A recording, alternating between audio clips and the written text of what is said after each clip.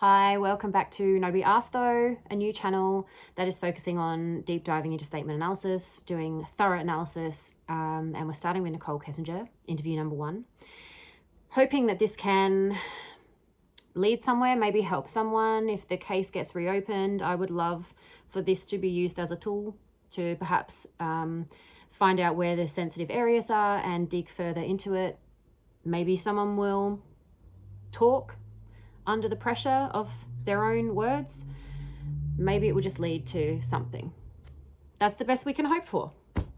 Okay, so where we left off last time, if you haven't watched the other videos, go back and watch them because we are working in order. So we're just going through her statement line by line. So if you haven't watched the first couple, you don't have to watch them in order, but it's, you know, you may as well. Why not? So as I mentioned before with statement analysis, the more times you go over it, the more information that you can extract, even if you're going over your own analysis. The more eyes you have on it, the better, because other people might pick up stuff that you haven't noticed right away, or it jumps out to them, but other things jumped out to you.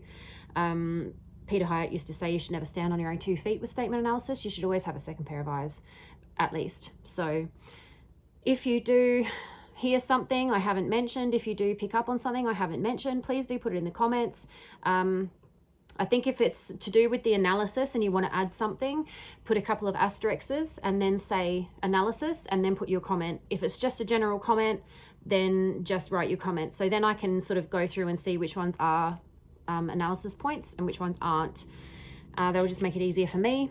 I am, however, currently talking to myself because no one's watching this video. I haven't even uploaded it.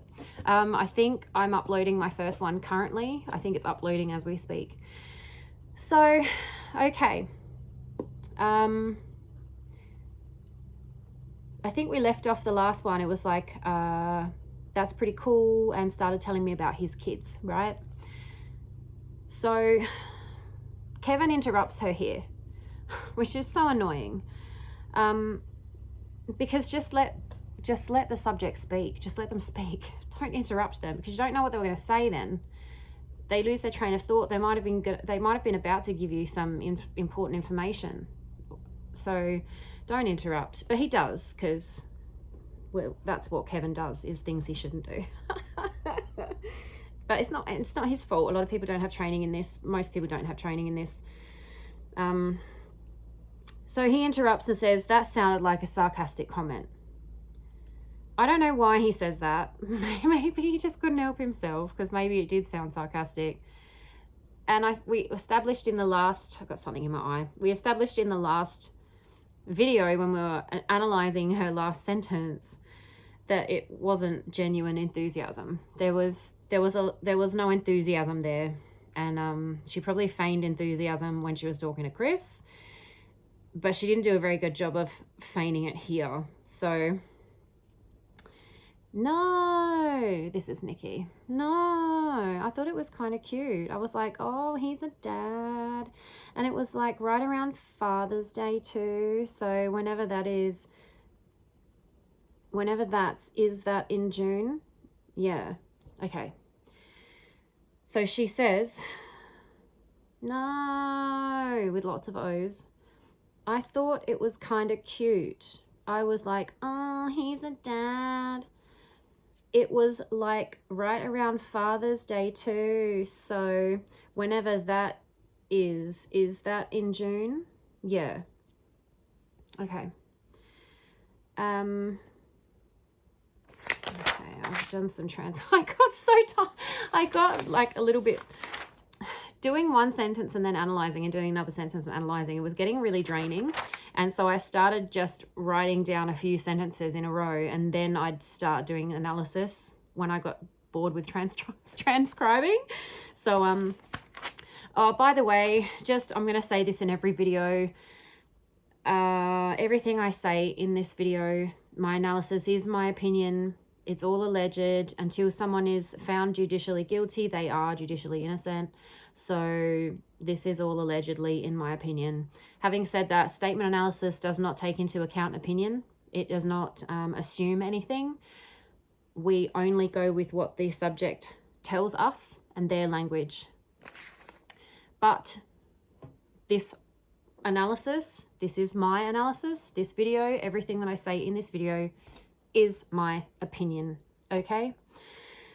All right, so we've got, where have I got this? Where have I put this? No. Okay, right, so I've started with his comment up here. I've just mentioned the detective, Kevin Kobach, I think his name is. The detective picks up on the lack of enthusiasm about the kids and interrupts to comment on it, likely to attempt to pull further information about this topic given the circumstances and the content of the situation.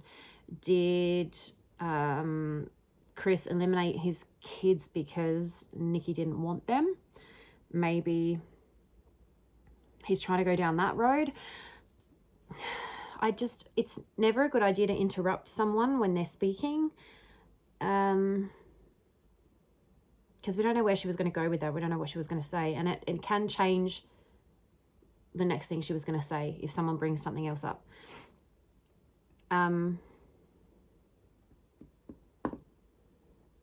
Maybe he was trying to get her to elaborate on her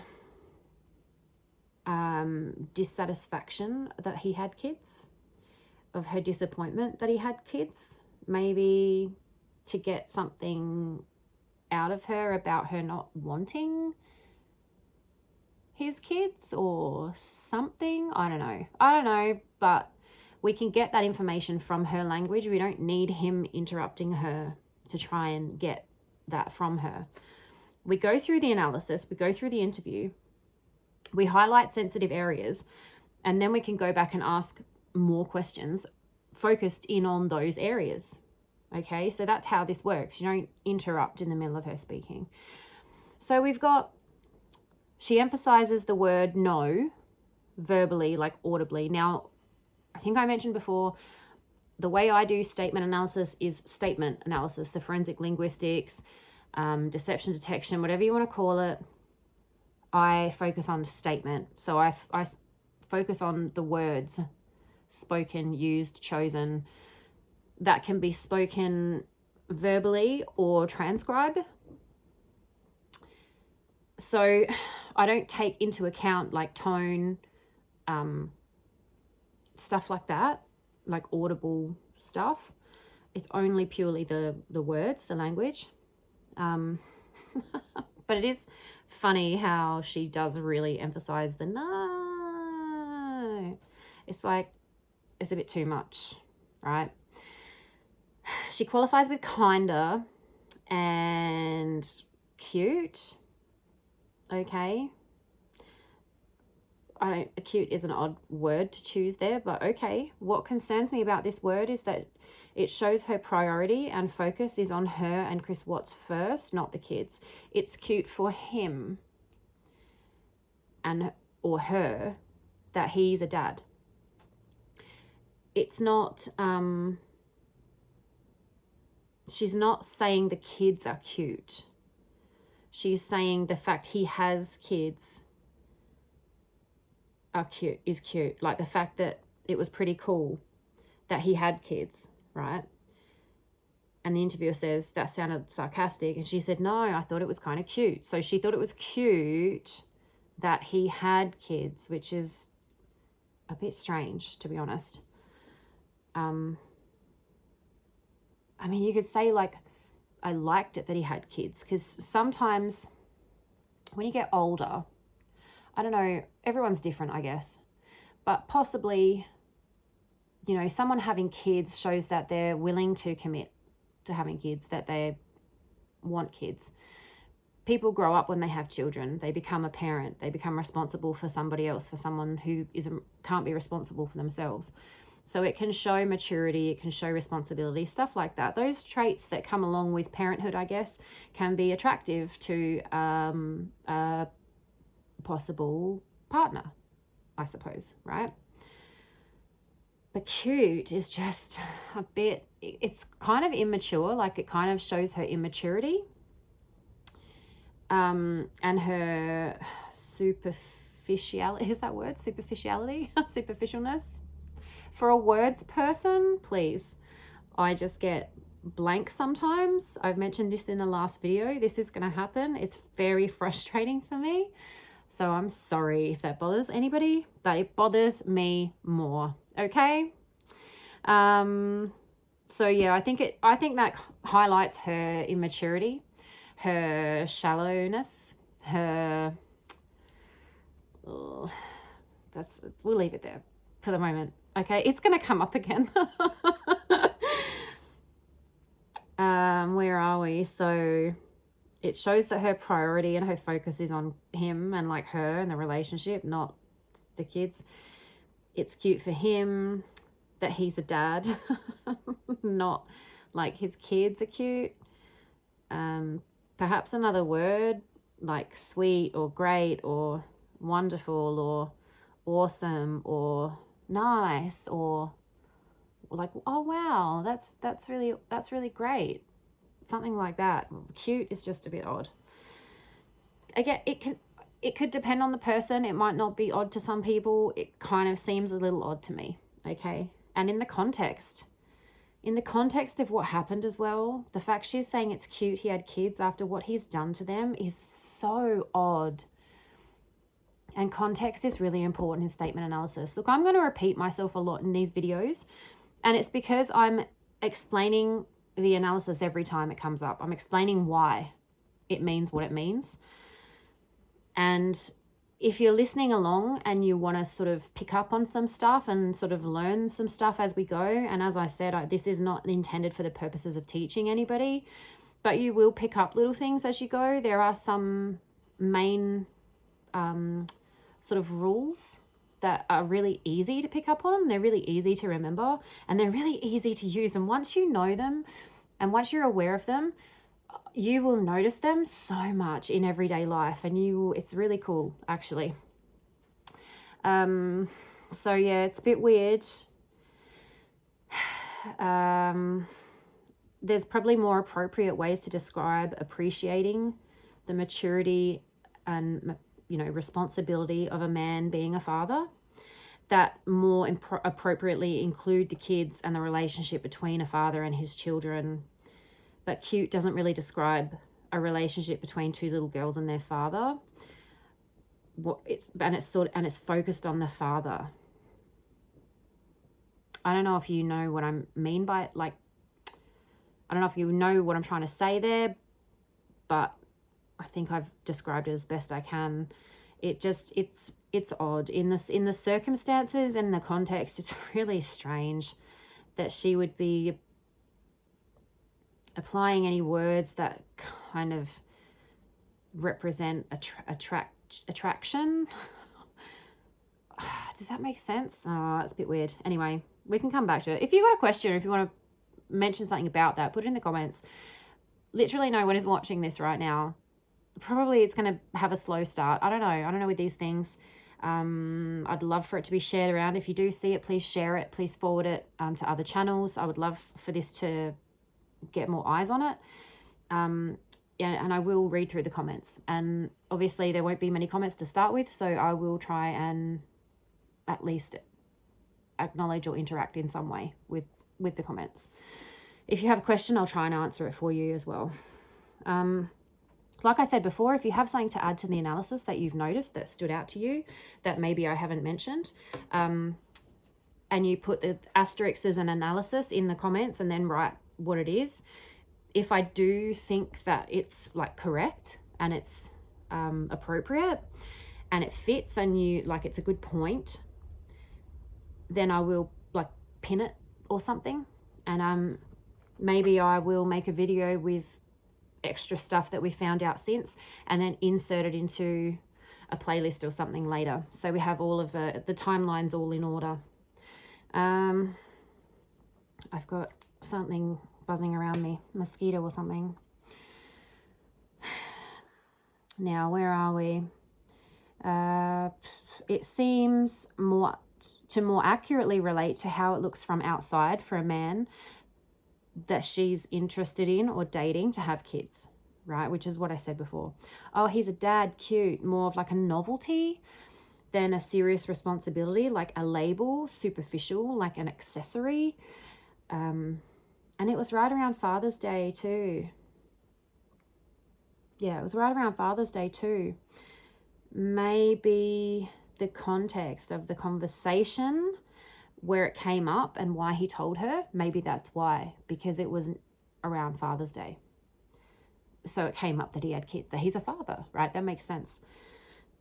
So that could be why he actually told her when he did, and why it came up before he told her he was married, which I believe he did tell her he had kids before he told her he was married. I think I mentioned that before. And it seems she didn't think that through before she said it, as she immediately comes back to revisit that statement herself, almost checking out loud if that fits with her story. Yeah, okay. We met early June. He didn't mention his kids right away. Oops, when did I just say that he told me about his kids? Oops, when's Father's Day? Does that fit with this, what I've already said? Oops, I'm giving away my timeline. Does that make sense? So it was right around Father's Day too. So, whenever that is that in June? Right? Because she's just given away a detail because she's speaking freely. She's told the truth about that. He did tell her around Father's Day. And she's not sure if that's going to expose a lie or expose a detail that she's trying to hide, because she's been playing with the timelines before. She's been vague. So this gives an actual time, like a definite time when this has happened, because Father's Day is a verifiable date, right? Of like around in the year. What weekend is it? What day is it? So they can verify and check when that happened. So then she goes back and checks. So whenever that is that in June? Because does that fit with my story from before? Does that fit with what I've said? Have I just screwed up? Then yeah. Okay, let's keep going. I would note that I believe this is accurate and truthful. Yep. That he told her about his kids right around Father's Day, but her immediate focus, almost panic on what she just said, leads me to note that the timeline may be in question. Again, okay, so here's another, this again backs up and supports the pattern, the theme in her language of hiding dates and time and being vague and playing with the timeline. All right, not wanting to, is my camera straight? I don't know. Is that going to bug anyone? Yeah, so this just supports that again, that she's concerned about giving away a time frame or a date.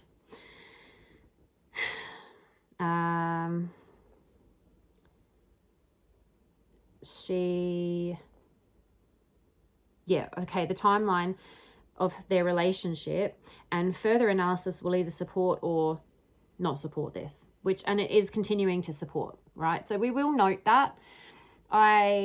Like I said before, I do have a little book where I am making notes of every time she mentions these things. I stopped for a bit because I was having so many different books with so many different things in, because there is so much information in what she says. She thinks she's so smart, and she thinks that she's not giving anything away. She's giving so much away. So much that I filled a book already. 2 books, actually. Okay, so she just leaked information regarding when he told her about his kids. This should be noted on the timeline. All right, also note it is when he told her, not necessarily when she found out. So she's not saying she found out here. She's saying he told her here, which supports my theory from the language so far that she already knew he had kids. So she didn't say, I found out he had kids. She said he told her he had kids. Okay, so we have to make that distinction there. She didn't find out he had kids around Father's Day. That's just when he told her, okay? And he told her as well. Told is a very It's not like mention. If you mention something, it's kind of like flippant, like it's not important. It's sort of a throwaway comment. If you mention something, it just came up, you know, you just mentioned it. Not important. But if you tell someone something, it sort of, it infers, I don't know if infers is the right word there. It's more important. It's more definite. It's more sort of commanding and, what's the word I'm looking for? I'm not sure. Let's move on. I'm not going to, if I sit here and try and think of every word I forget, then we'll be here all night. Okay. The next line. We're going to start on the next line now. And there may be, these are quite short. And the more time I spend doing it, because I'm just doing this, I actually started doing this just for myself. Okay, and I started a long time ago, and I just was doing it for myself because I wanted to know more. I wanted to know what I can get out of this. I wanted to see if there was information here, right? And then I decided I was going to do it and send it to a channel or send it to somebody to see if this could help somebody with maybe actually making something happen, maybe actually helping someone with or reopening the case or something. And so I started to try and send some analysis, and the videos that I recorded before that I'm not uploading, I've redone. But because they weren't on a channel, there wasn't a link. So I was having to contact people saying, hey, I've got this analysis I'd really love to send to you. Can I send you a video? And I just wasn't hearing back from anybody. I only tried a couple of certain people, but I just didn't hear anything back. And I thought, okay, I think the way to do this is just to record it myself, right? But when I first started, it's not as in-depth.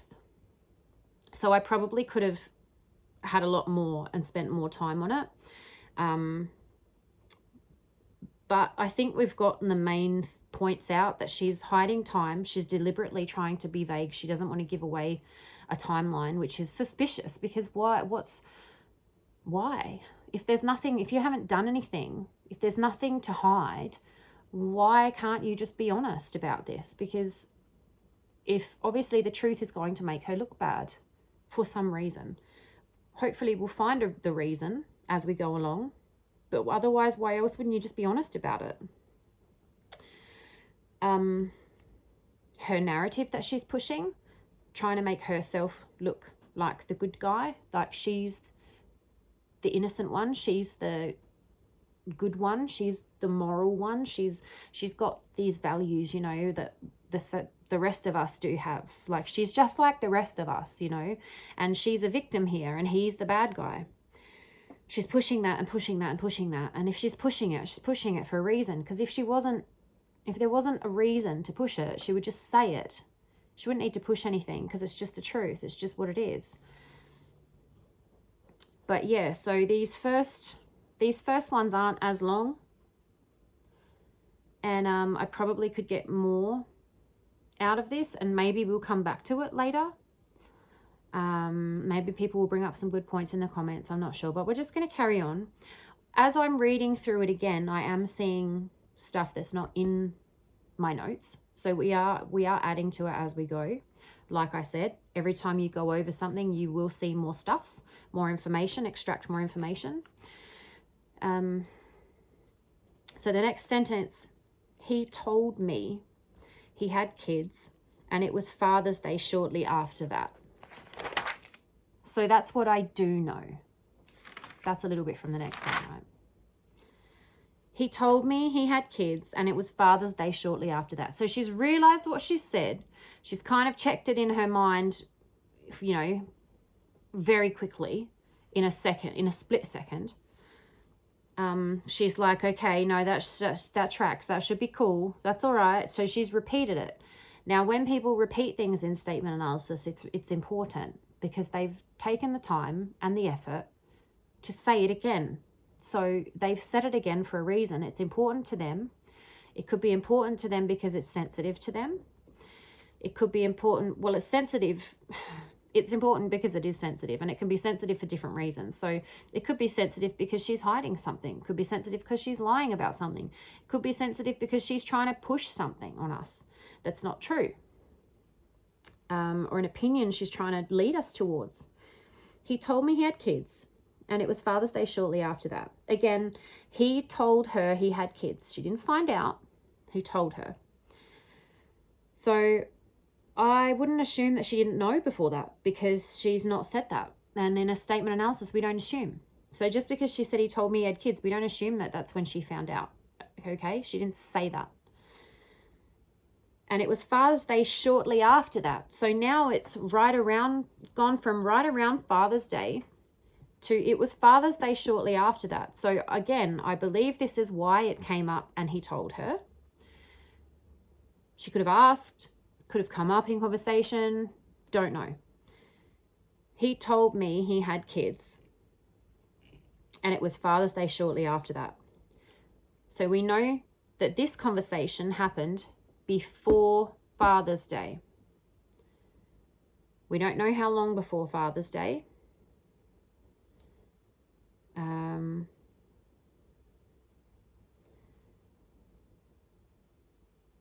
Shortly before Father's Day, and he didn't tell her about his kids right away. Okay, so we can, assuming she's telling the truth, right, about these things, or we're extracting the correct information, okay. He told her he had kids shortly before Father's Day, and he didn't tell her he had kids right away. So shortly before Father's Day, didn't tell her right away. So she's trying to make it sound like this is a short time period. Okay, because she's even said shortly after that. And after that and shortly are both references to time. Right around is another reference to time. So this is, she's got time on her mind here, okay? So this is all showing us that she's very sensitive about time and the timeline, okay? She keeps mentioning it. She keeps mentioning time and referring to time. Even if she's not actually referring to a time, the language of time is leaking out in her statement, okay? So it was like right around Father's Day, she's telling us about a time period, okay? Shortly after that, she is referring to a time period. But even if she was using these words not referring to a time period, they would still represent time. They're still the language of time. So she's still got time on her mind because she's choosing the words she says, okay? I'll try and come up with some examples of this as we go to show how, well, even before when she said every time we talked, okay, she's referring to instances when they talked. She's not referring to a time period, okay, but it's language of time. Every time we talk, she's even said time, but every time we talked, right? So she's got time on her mind. So I think here in what she's talking about, and if we take it into context, what she's talking about here is how they met, when they met. Okay, so when they met is sort of a time period. How they met is also a time period. And she's got time on her mind. So I think she's very much trying to be vague and not give away any definite specific time in this language, okay? And when she was asked about time and when, trying to be vague is, I will say, unexpected, but it is expected if someone's trying to hide something or being deceitful. So in language analysis, we assume that someone's telling us the truth until they talk us out of it, right? So if we're assuming that they're telling the truth as when we go into it, then if we ask them about a time when you met someone and they're trying to be vague, that's unexpected, that's odd, that's suspicious, okay? I'm just going to pause this for a second. I'll be right back. Okay, I'm back. I've got a couple of lights here. Like, I have no idea what I'm doing, okay? So I've got a couple of lights here, and it was getting really hot before. So I turned on the air conditioner, and then it was just getting freezing cold. So excellent. I'm going to be hot and just gross or freezing cold. That's fantastic. Now, where are we? The timeline is important. She keeps referencing time. So the timeline is important. So I don't know what she knows here about what they know about the timeline, okay? But she's definitely trying to not help. She's definitely trying to not be specific about the time. She doesn't want to give anything away. She wants to keep it. She wants to hide it. Let them find out for themselves if they can, right?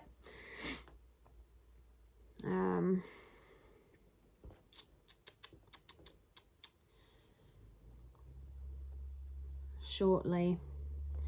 I do want to keep a note of the language she's using as well. Like shortly. One day. So one day gives the impression of a long period of time, right? In the distance, one day. Like they use that in fairy tales and stuff. Once upon a time and one day, okay? Then here is shortly. She's trying to play with the timeline here in her language. And I'm not sure if she's definitely trying to hide the timeline so that you don't have any points, because once you have a certain point and a certain point and a certain point, you can start to piece things together, right? In between those things. Like we've got Father's Day here. She's given us a rough time frame, June, early June, maybe May, right? Then we've got Father's Day. So when she says not right away, she said he didn't tell her about his kids right away as well, which is in the negative. And when someone speaks in the negative, when they tell you what didn't happen, it's doubly important. It's more important. Well, it's important. Because you don't tell someone what didn't happen, you tell someone what did happen. So he did tell her he had kids. But she doesn't want to say he told her he had kids because, again, it's the narrative. She didn't know. She's innocent. He's the bad guy. He didn't tell me. I'm the victim here. I'm, Amber Fry. We find out she searched Amber Fry. Amber Fry didn't know that Scott Peterson was married. She's trying to push a narrative that she had nothing to do with it, that she didn't know, right? But she did know, and her language is telling us she did know, even while she's trying to tell us she didn't. So right away is in the negative. So it's short, but she's put it in the negative. So he didn't tell me right away, meaning that he waited, right? Which is negative for him, okay? And then she's got shortly after. So she's using certain references to time to indicate a time period that she wants us to follow, okay? That she wants us to think. So he didn't tell me he had kids right away. So right away is soon, and not right away is longer, okay? So she's saying, she's using the time reference to soon and saying he didn't do that, right? He took longer, but she can't tell she can't tell us that he took a long time, or he didn't tell her for ages, because that's not true, right? Because their whole relationship was like, this whole thing happened in 6 weeks from the minute that they met at work, not including whenever she met or became aware of him before that, because I believe that she did. But she's trying to use phrasing and language to give us an impression that she wants us to have. So even though this time period, regardless of what language you use, okay, there's a start and there's a finish point. And they don't move depending on what language you use, okay? That is when it happened. But when someone doesn't know what these 2 points are, okay, the language that you use can start to blur the lines. Does that make sense? So these are the 2 points, right? And they're pretty close together. And you didn't tell me I had kids right away, okay? You didn't tell me I had kids right away. You sort of moved the goalposts a little bit, right?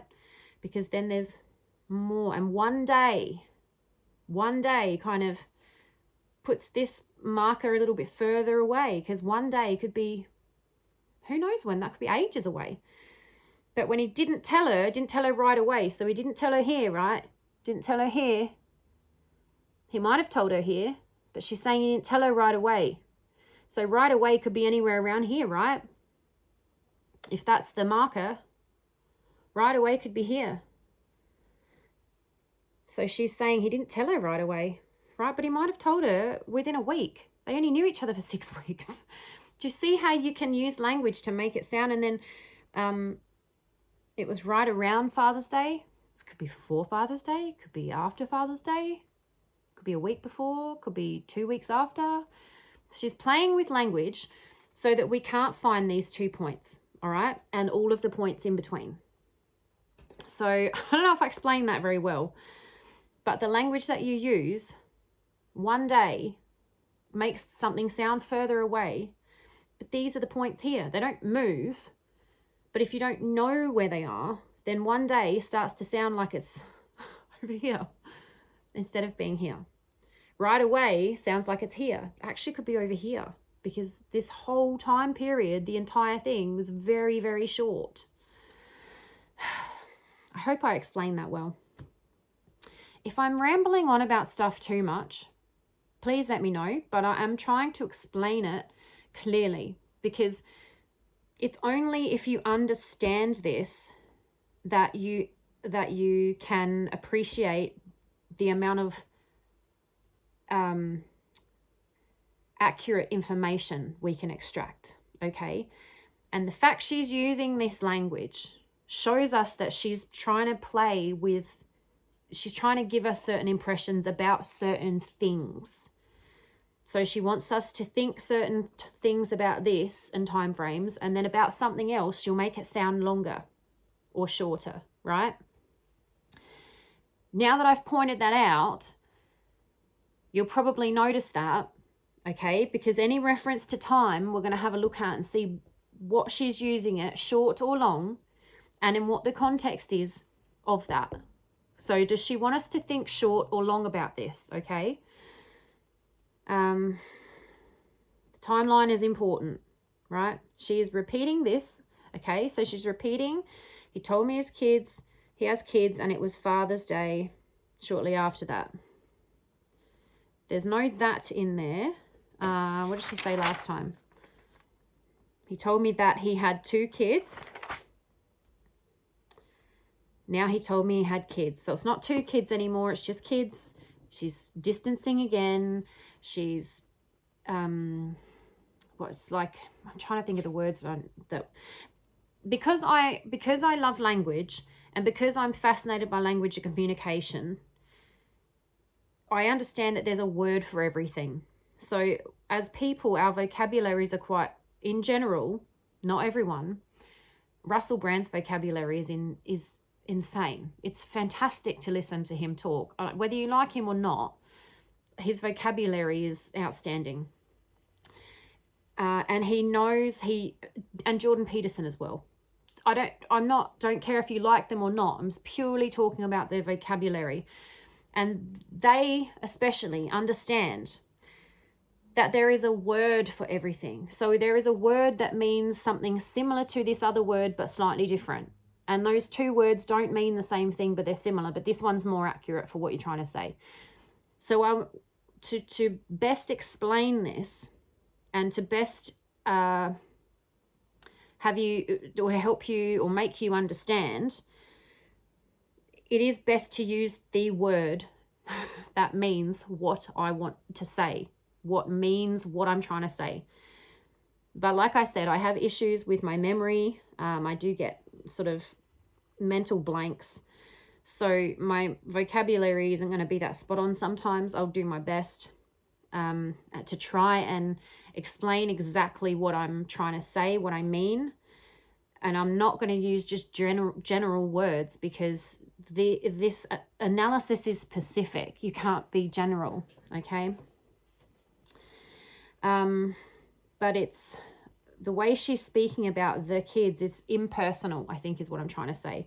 So it's like it's distancing. It's like they're kids. He had kids.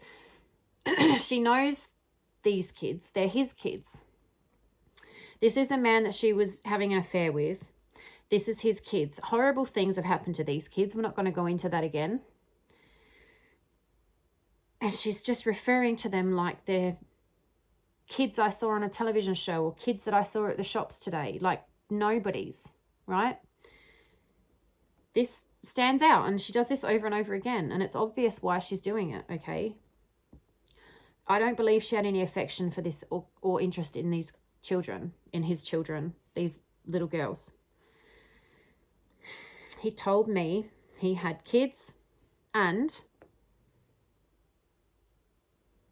yeah, she's mentioned it again. She hates that he had kids. She hates that he had kids with Shanann. She hates that he already had kids with someone else. She said it again. He told me he had kids. She's focusing. She's repeated that. He told her he had kids. She hated hearing that. She hated it. And I know that she already knew. And she hated it that he already had kids with someone else, right?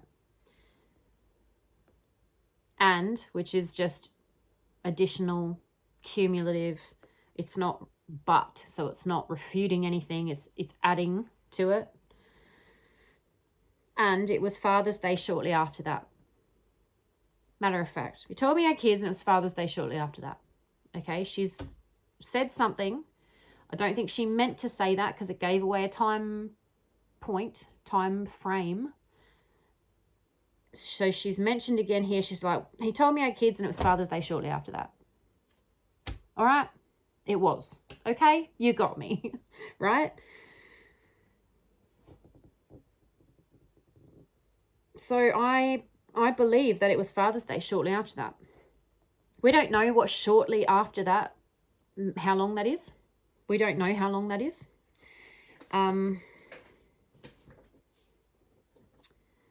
Yeah. He told me I had kids, and it was Father's Day shortly after that. She doesn't say he told me I had kids shortly before just before Father's Day. He told me I had kids, and it was Father's Day shortly after that. It's two separate things.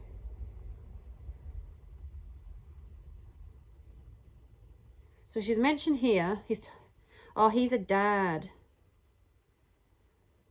And it was like right around Father's Day too.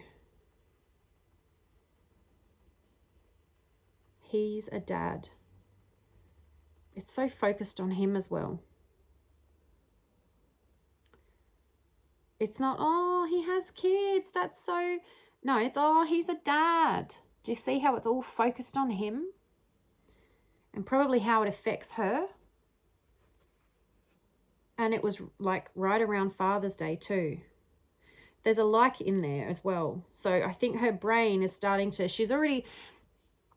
The speed of transmission, which is when you're thinking something and saying something. Like right now, I'm saying it as I'm thinking it, right? I'm not thinking something and then saying it. I'm saying it as it's coming into my head. It's a fraction of a millisecond, right? It's almost instantaneous, okay? So anytime you see sort of stuttering and stuff like that, which interrupts the flow of the instantaneous transmission from thought to speech, okay? It's because there's sensitive. It's sensitive. The person's See, I'm doing it because I'm not sure of what I'm trying to say, but I'm saying it as I'm thinking it. So because I'm sort of stopping myself and going, is that how I want to say it? How do I say this, right? Because the thought's coming into my head, and instead of saying it straight away, it's being interrupted, okay? Now, the sensitivity of me, what's happening right now, is the sensitivity that I want to explain it the right way.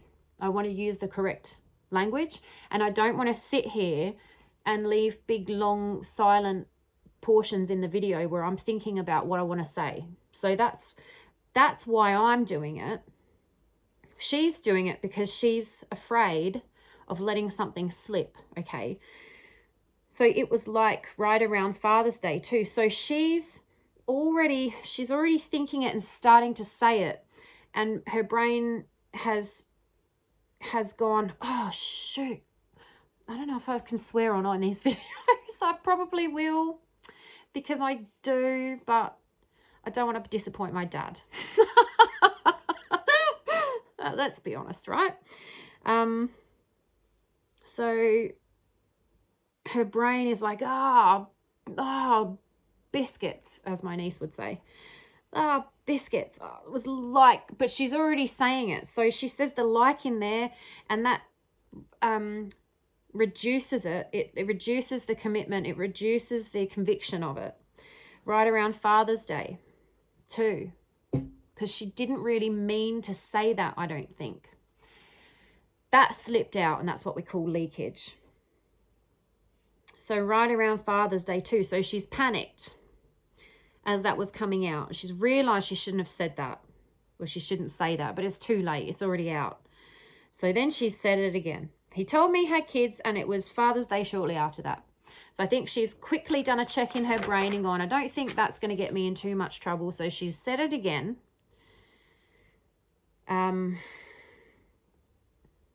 We'll be paying close attention to the timeline, as she's paying close attention to the timeline, right? Father's Day in the USA in 2015 was Sunday the 17th of June, okay? If they met in early June, oh, here we go. Yeah, because this is why her brain panicked when she said mentioned Father's Day, because she was trying to keep the timeline really vague. But Father's Day is a verifiable date. So you can literally have a marker, right? So in USA in 2015 was Sunday the 17th of June. Now, she told us they met in June, probably early June, maybe May, all right? So that allows, if they met in early June, right? if they met in early June, and we don't know what early June is, and that's another time reference. Early is another reference to time, because it's got to do with time. You can be early, you can be late, right? Early morning. It's a reference to a specific reference to time, okay? And this is what I mean when I say it keeps coming up in her language, because it's on her mind, right?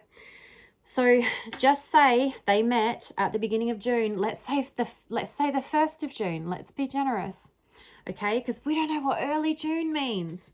But early June could be the 10th.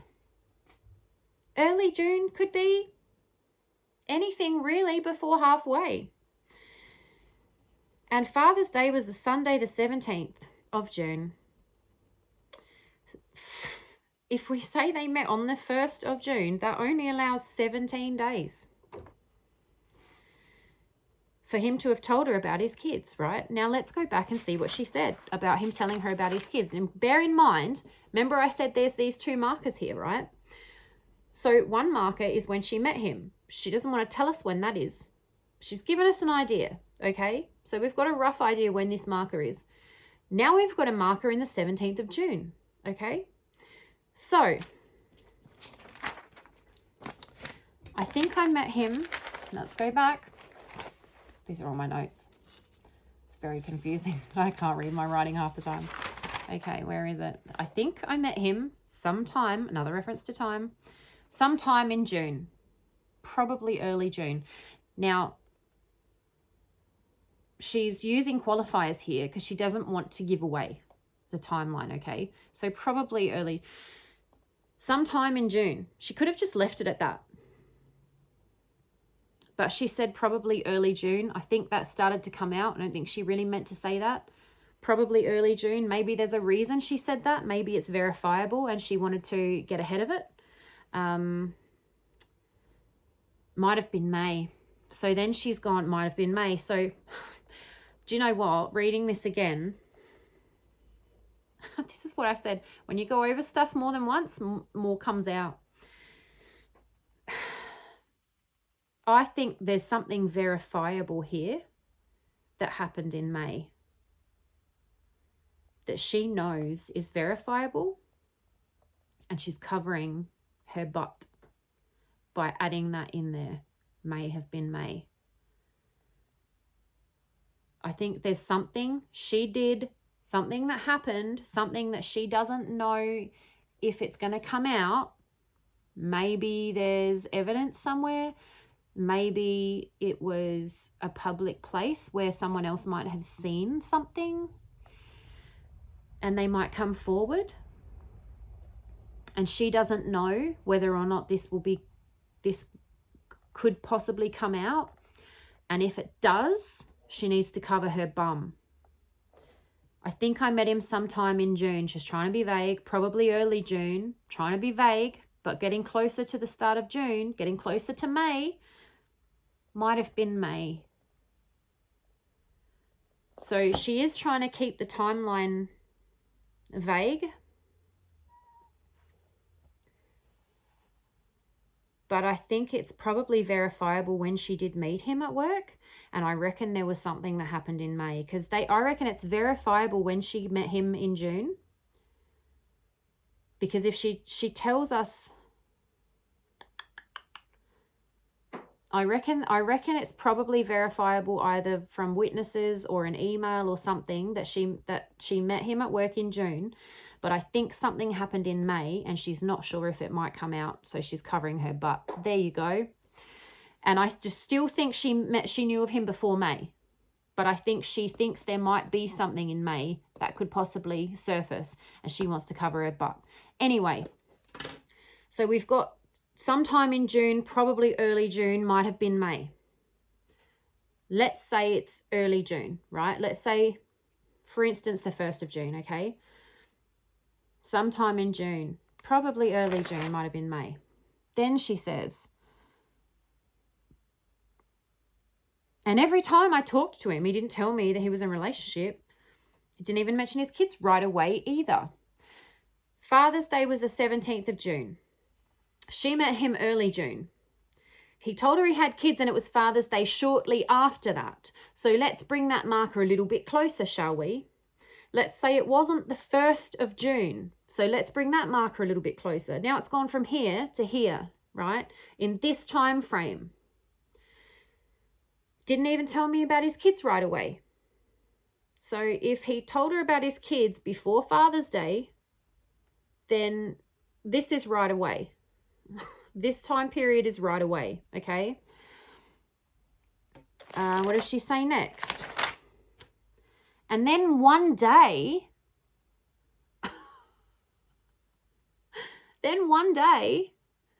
so sorry, this period isn't right away. Somewhere in here is right away, okay? Whatever she thinks is reasonably right away. Because then one day is over here. So this is one day. All of this time, all of that time, one day, literally, it's probably moved a few days, right?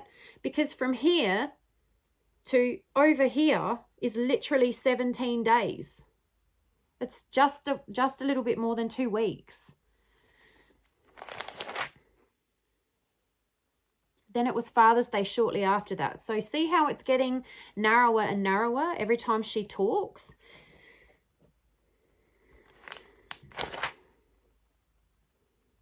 And then here, it was Father's Day, whenever that is. Is that in June? She's checking because there's something, I reckon something verifiable is in May. Told me her kids, it was Father's Day shortly after that. So we've got these markers here and the time frame she's talking about is not very big. It's maximum of 17 days if she met him on the 1st of June at work. And if it's early June, it could even have been the 10th.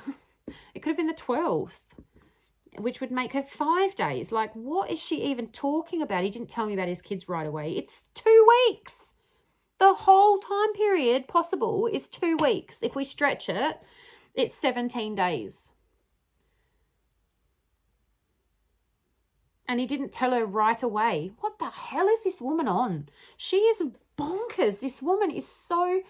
It's like she doesn't think we can figure this out. This is insane. So this allows a maximum of 17 days for him to have told her about his kids. From meeting her at work, first time, to telling her he has kids. Maximum 17 days. Far out, man. Allowing for a few days for early June, maybe. And another few days for Father's Day being shortly after. It only leaves potentially a week to 2 weeks, maximum, for him to have not told her about having kids after first meeting her out of nowhere from a stranger at work. So this supports our earlier notes regarding her language being accusatory and persuasive to bias the listener against him. Because 2 weeks is not a long time. 2 weeks is a very short time. She used language to imply a long time before he told her that he was keeping it from her somehow. That's what she's trying to convey with her language. Didn't tell me right away. One day he told me. 2 weeks is not a long time from first meeting someone at work casually. This is insane, this woman, in my opinion, allegedly. Note the persuasive language and repeating a reference to time, which certainly has our attention. She keeps referencing time, and she repeated that again. So that was sensitive to her. I don't think she meant to give us that information. She doesn't want to give us any definite markers, like Father's Day is a verifiable date. We can put a pin in, right, for a timeline. Wow, we're already at an hour. This is crazy. I don't know. I'm obsessed with this stuff. This fascinates me. Like, it fascinates me that how much information people give you and they don't even know it. It is like a superpower. I'm not even joking. Like, that's not an exaggeration. It feels like you have a superpower when you know how to do this. When you can see what's happening, it's like having X-ray vision or something. It's remarkable. It's fascinating. So let's continue. Next, she says, so that's what I do know. Now, in the part, Veriscope covered this part, and I heard him cover it, and I went, oh my goodness. I just started the interview from where Kevin says, tell me about how you met, where you met, whatever. But prior to that, they introduced themselves for the recording, name, date of birth, phone number, address. And Kevin asks Nicole for Chris's phone number, like what phone number she used to communicate with him.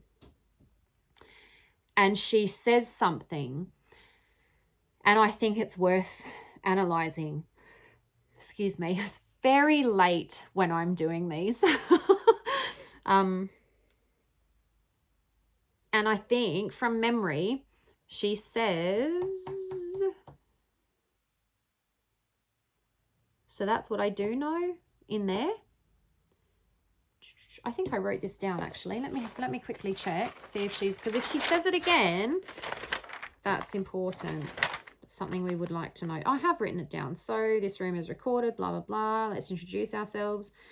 Dwayne Kessinger. Dwayne Kessinger. Why does his voice annoy me so much?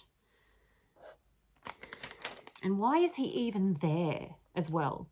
Can we just think about that for a minute, because she's like, what, 30?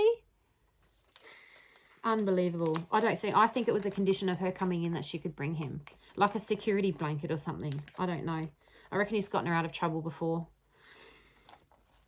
Birthday, home address, blah, blah, blah, blah. She does not want to tell him either. She does not want to give her information out. Do you need all that stuff too? Her address, zip code. Can you speak up a little bit, Nicole? How did you know him as Chris or Christopher? Either one. Not both. We're going to go, we'll analyze this, but not right now.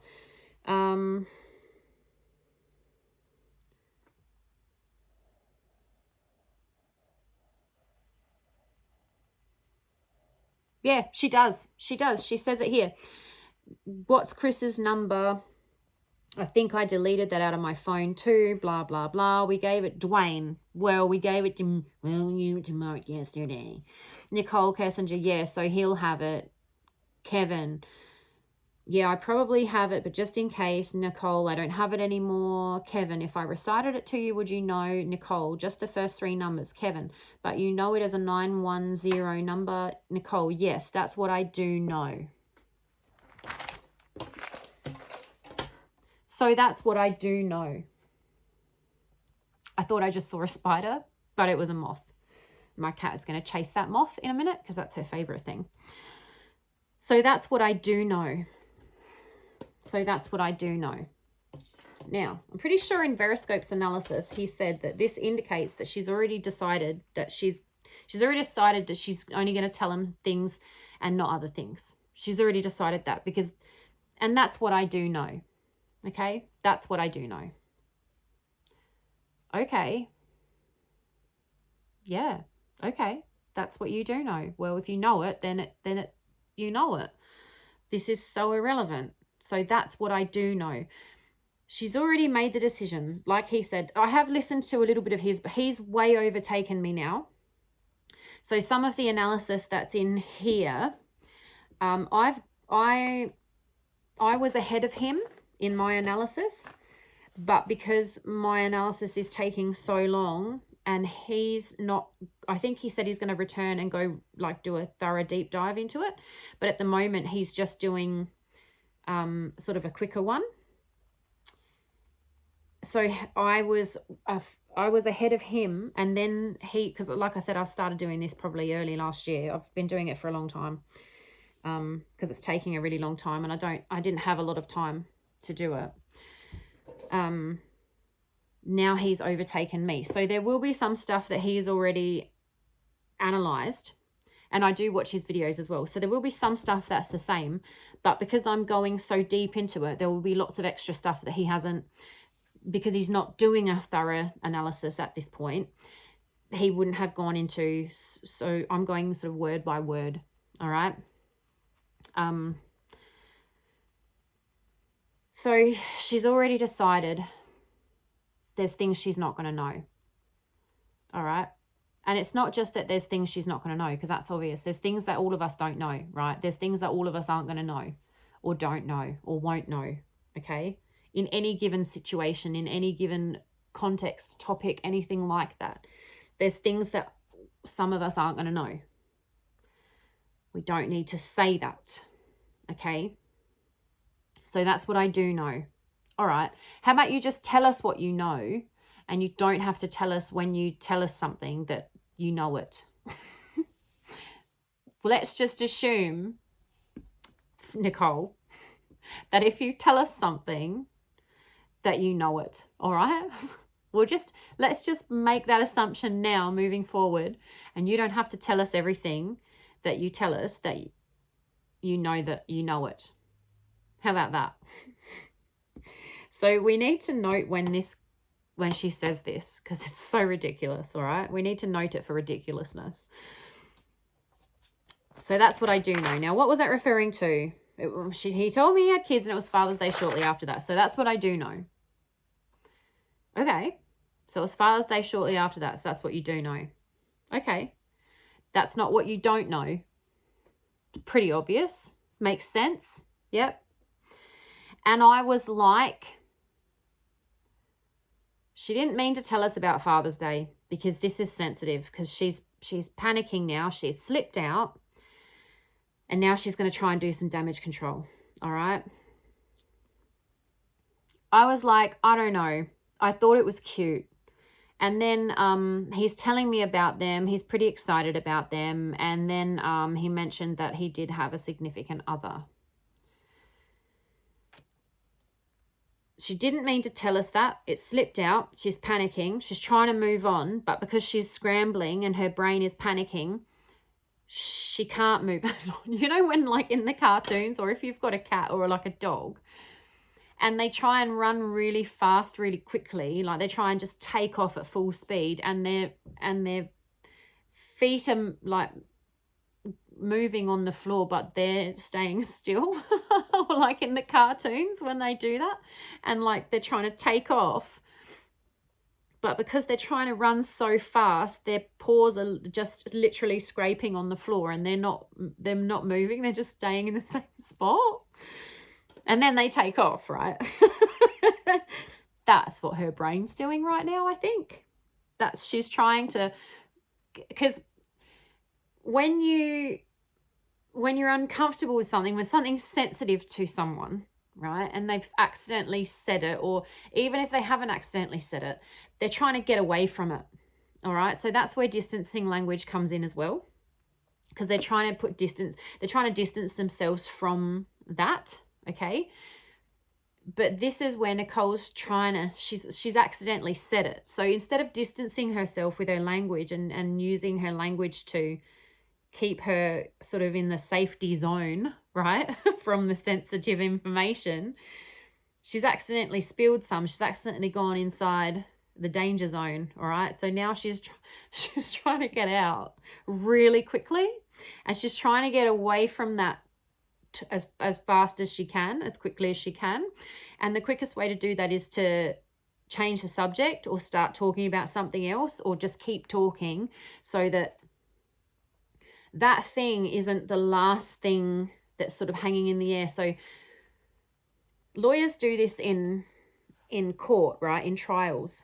So when they're questioning someone and it comes to the end of the day and they haven't finished with someone, or when it's like they're finishing with someone on the stand and it's their last question, or if they have to break for recess and it's their last question, they'll try and ask a question that's going to let whatever the answer is, okay, or whatever the information is that they either ask in the question or is in the answer to the question, they want that information to sit in the jury's head, okay?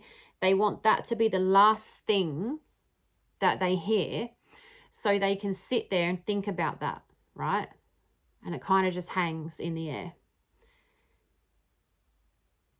And that's kind of what people try and avoid when they've had leakage, or they've given some information, or they want to get away from a certain topic.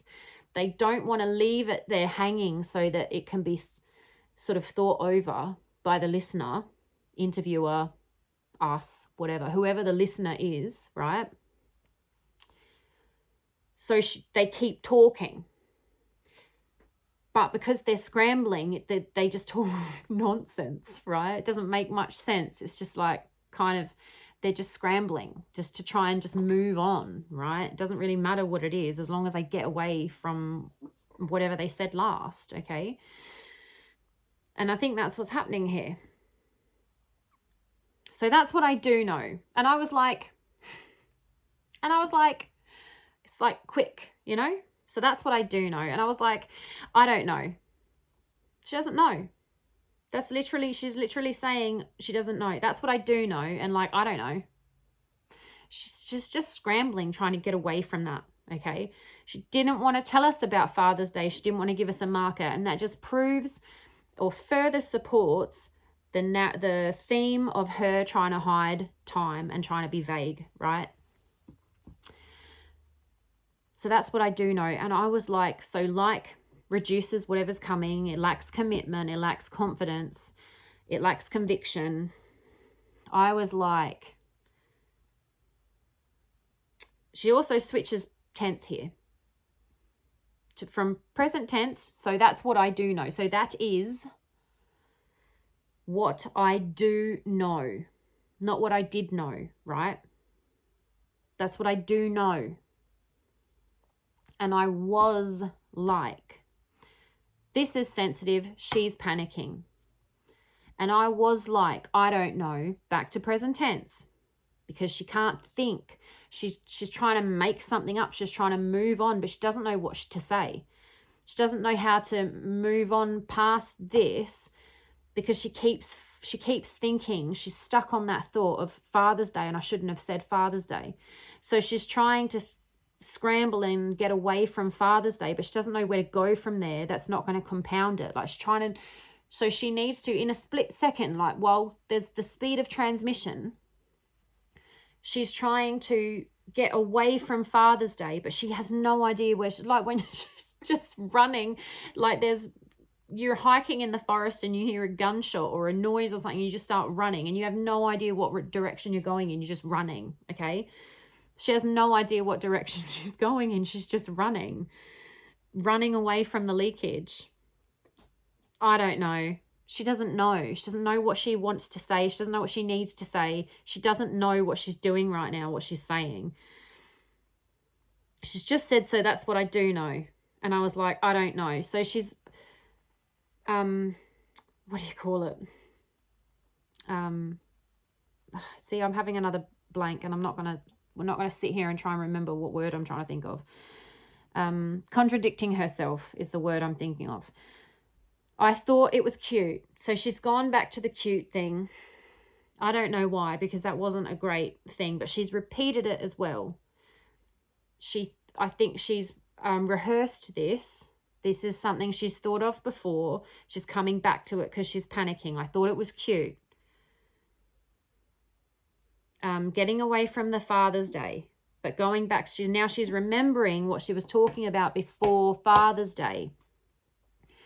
So she's scrambling. She's taken off without knowing where she's going. I don't know. Then I thought it was cute. She's gone back to what she said before the leakage, before she made the mistake. So she's trying to divert us back to that, right? I thought it was cute. But she doesn't mention the kids again. And then is a jump over in time, right? And then is missing time. So again, it's time. She's playing with time. She's playing with the timeline. She's being vague. She doesn't want to tell us.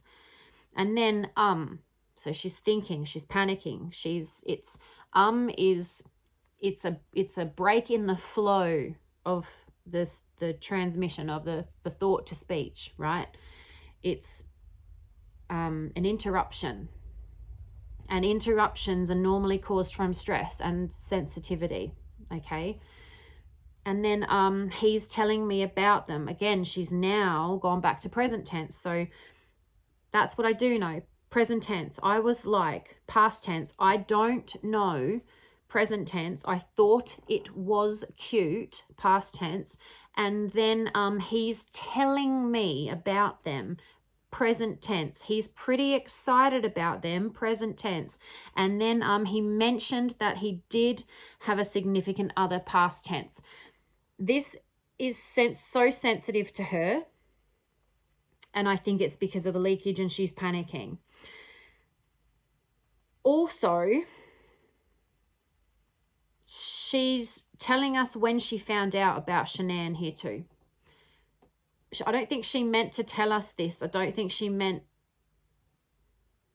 to tell us this here, because she's scrambling. This is all nonsense. This is all all interruptions. Okay? This is very sensitive to her. I thought it was cute, and then he's telling me about them. He's pretty excited about them. Like, of course he is. They're his children. Also, what was he telling her about them? He's telling me about them. He's pretty excited about them. So she must have feigned excitement and enthusiasm about his kids and asked him probably more about them. That's what I think, right? But she really didn't want to hear about it because she really hates it. And that could also be why there's sensitivity here, because she hates it, and she's remembering back to the time, and she's remembering hating hearing about it as well. All right, so let's break this down, okay? So that's what I do know. This is the second time she said this phrase, and repeated information is important information. So we'll note this also as we go along to see a pattern. We'll note whenever she says this, okay? We're going to note whenever she says this. So far, it seems like this may be used for true statements. She's telling us not everything I say is certain, but this is certain. Do we believe her? We will let the language guide us to our conclusion. So, yeah, like I said before, I'm going to move on from this now. I think we could get more out of this, but I'm just going to move on through it, okay? And I was like, so she wasn't definitely, she was like, I don't know. Okay, so she doesn't know this. And she's telling us that she doesn't know. Like I said, she's scrambling. She's said, I don't know, because she's thinking, I don't know what to say now. And she said, I don't know. She's literally said what she's thinking. She's trying to edit and self-censor as she goes. And it's breaking her brain. She knows when he told her, but not how she felt about it. No, she knows when he told her, but she doesn't want to say how she felt about it. She doesn't want to tell us how she felt about it. She's struggling to express her satisfaction because perhaps it was non-existent. Yes, we know she wasn't happy that he had kids. She's trying to pretend it didn't bother her, but by trying to pretend it didn't bother her, she's acknowledging, and she's giving away how much it bothered her, because we can tell how much it bothered her, right? Because if it didn't bother her, she wouldn't say it didn't bother her, and she wouldn't have to try and tell us how great she thought it was. She would just say how great it was, okay? Then she repeats, I thought it was cute. Repeated information is important, and persuasion has the need to persuade. Maybe she didn't think it was cute, but she wants the listener to believe that she thought it was cute. Why? Because it isn't true, but that's what she wants us to think. So if she wants us to think it, she's pushing the narrative. And then is missing time, missing information. So we'll note when and where this comes up, where she says this. It could indicate more conversation about this topic, and like the kids.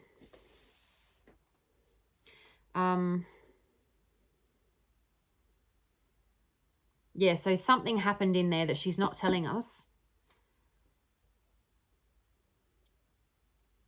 So then he was telling her about them. She probably asked.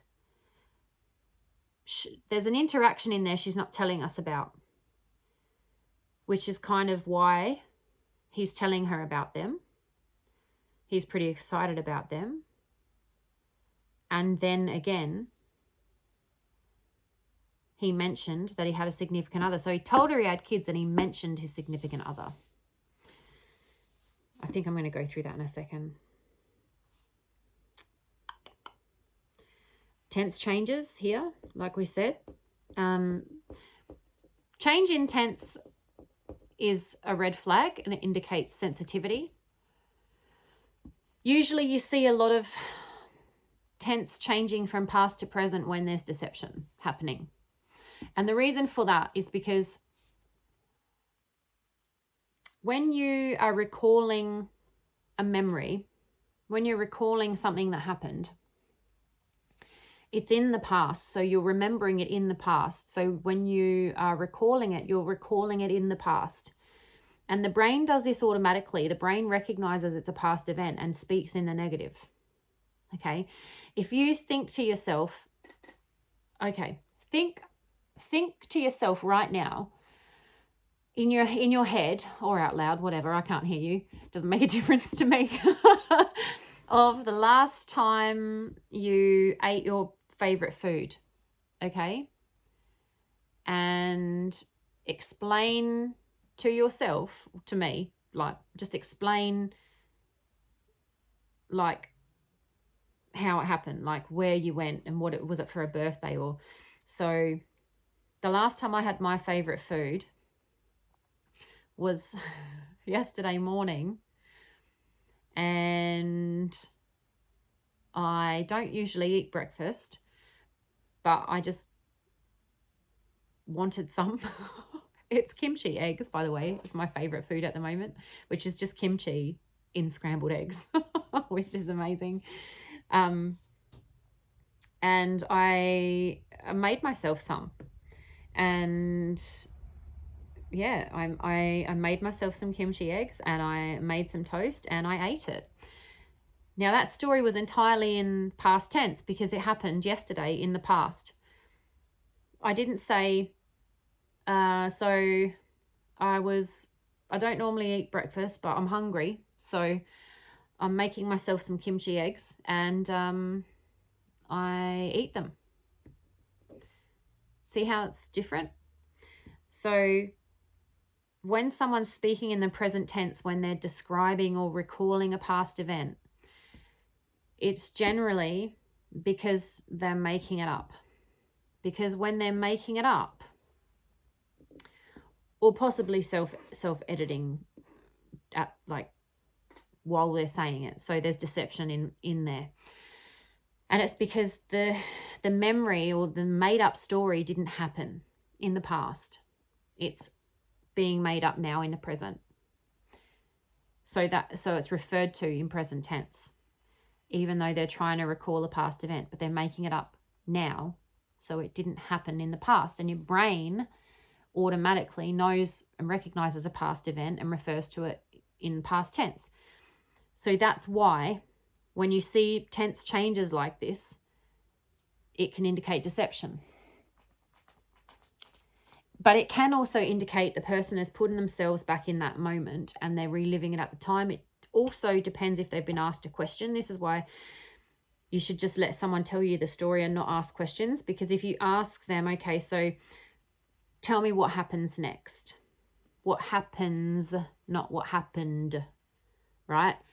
That can put someone in past tense. Okay, well, what happens next? Okay, I go to the store. What happens next? Well, I buy some milk. No, I went to the store and I bought milk. Does that make sense?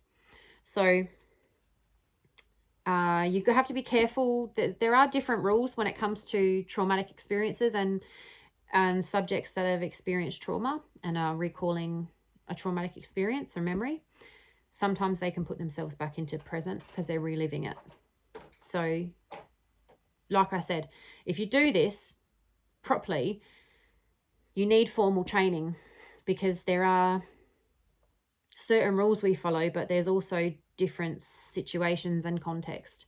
And you need to know these things, or you can make a big mess. You can make a big mistake, and you can really hurt people if you were to try and do something like this in a official capacity or an important, like if it's at work, you know, and you have someone do something like this when they're not really trained in it, you could really hurt someone's career, reputation, whatever. But anyway, so there's back and forth from past and present tense in here, which is highly sensitive, and we need to flag that. There's also a lot of missing time in here, and then. So she's really sensitive about this. I'd like to know how this conversation played out, to be honest, because she doesn't want to tell us. And then she comes clean at the end, and it's because, and he mentioned he had a significant other. So all this time it's been on. Then one day he told me about the kids, and he told me he had kids, and he told me he had kids. Then he mentioned a significant other. She's trying to put distance between finding out. So even though it happened in the same conversation, in her language, she's told us, and then one day, he didn't tell me he had kids right away. And then one day, and then one day, and then he told me he had kids. So then he told me he had kids, and it was right around Father's Day. And so he told me he had kids, and that's what I do know. And then, so yeah, so then he told me he had kids, and he's telling me about his kids, and he was pretty excited about them. And then he told me he had a significant other. Just see how much garbage there is in between finding out that in one basically a conversation, she's found out both. Because essentially what's happened here is she's found out both at the same time.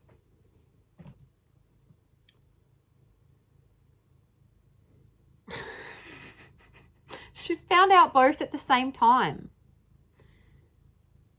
But she was referencing kids the whole time. She doesn't even want to acknowledge the significant other. And let's remember that we've just gone through the maximum of 17 days that he told her about his kids. And then she's just told us that it was actually both. She found out about both.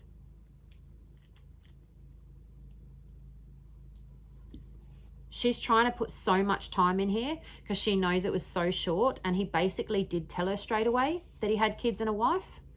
And she already knew anyway. But you see how this supports her narrative of he's a bad guy, he's a bad guy, I didn't know, I'm innocent. She found out at the same time. Pretty freaking early on, because 2 weeks isn't that bloody long. Oh man, she's so manipulative. This is so manipulative. This is so manipulative. Oh my gosh. All this. Oh my gosh. Okay. So kids. He's telling me about them. I wonder if she's actually putting herself back into this memory and remembering him telling her about them, and that he's pretty and like remembering it happening, and that's why she's speaking in present tense, because it's very sensitive to her, and she's very upset about these kids. She doesn't want to know about his family. She doesn't want to know about his kids. She doesn't want to know about his wife, because remember, she's been basically thinking all of this time that he was trying to make us think as well, that he didn't tell her about his wife and kids because he was interested in her. So if that's her mindset, right, him telling her about the kids and the wife here, it's kind of like that dream is over. Like, it's kind of like, oh no, he's told me he had a wife now. Does that mean that he's now married? And like, maybe he's not interested because he's told me now he has a wife.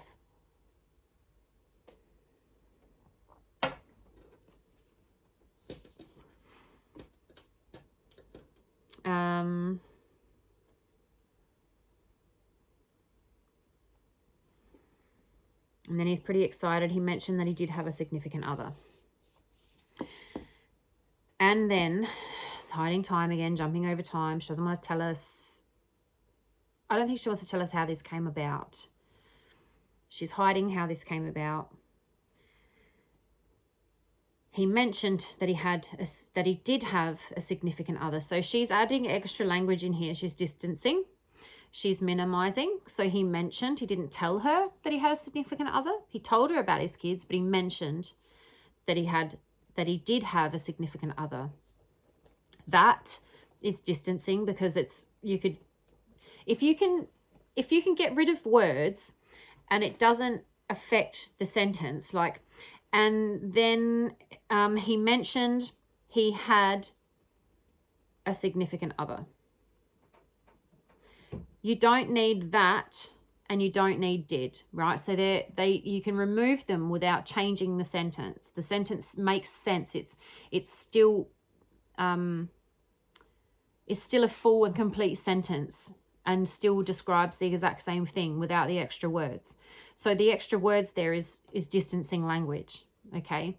And did is an interesting word here, because it represents a couple of different things, right? So I mentioned that he did have, she already knew, and it's a confirmation, he did have, right? Because she already knew. So I thought you had my handbag, and you did have my handbag, right? In that way. And then he did have a significant other is extra language, which is distancing. And then did is also past tense. She doesn't say he had a significant other, that he did have. She hates Shanann, not because she hates Shanann as a person. She hates Shanann that she's his wife. She hates that he has a wife, and she wants to get rid of her.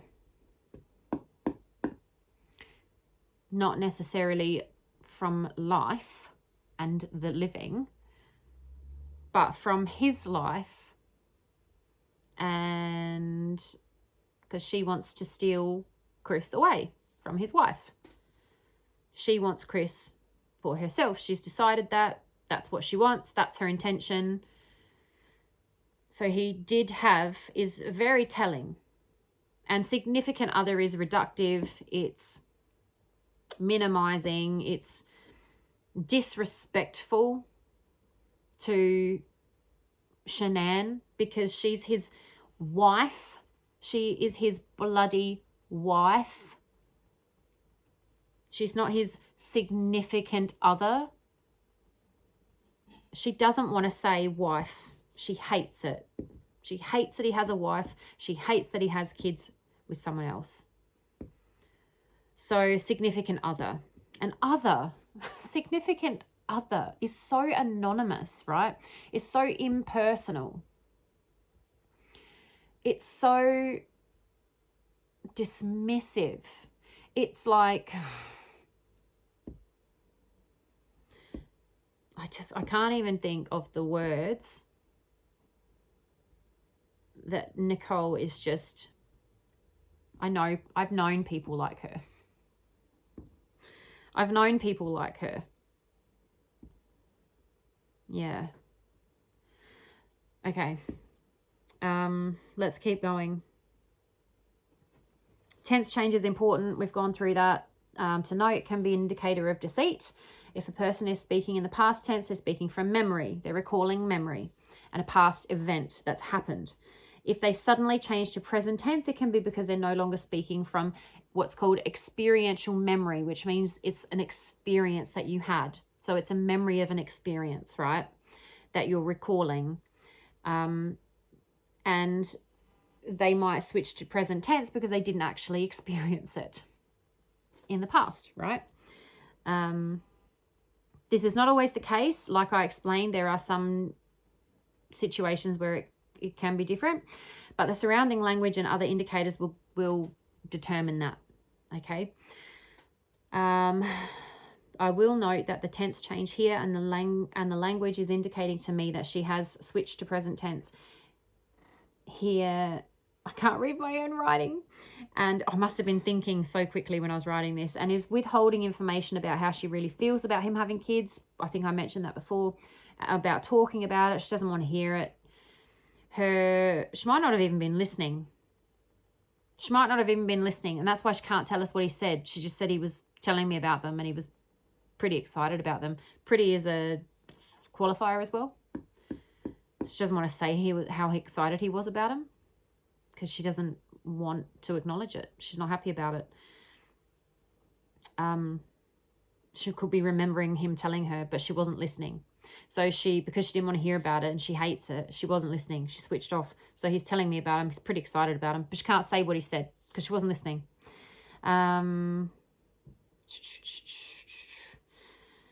Her language allows for the possibility that she knew prior to the conversation, which we've mentioned before, and I firmly believe.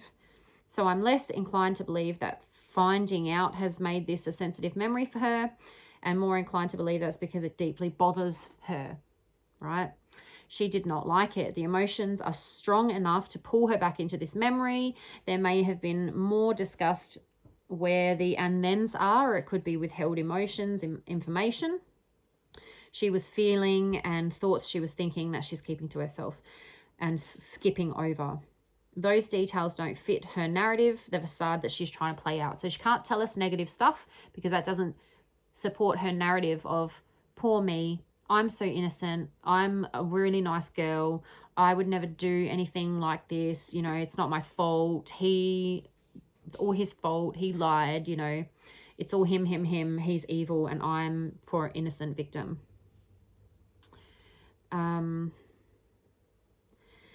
She may also be feeling an increase in stress due to the fact that she's about to mention his significant other. So that's another thing. The stress is increasing here. The sensitive is increasing because the stress is increasing, because she's about to admit, or she's about to talk about Shanann, and she hates it. She hates Shanann. And also it doesn't help her narrative to tell us that she knew he was married. So she doesn't want to talk about that. It makes her, it's sensitive to her because it goes against the narrative she's trying to push with us. It looks way better for her if she didn't know he was married, right? But she did, and she's telling us she did. So she's sensitive about that.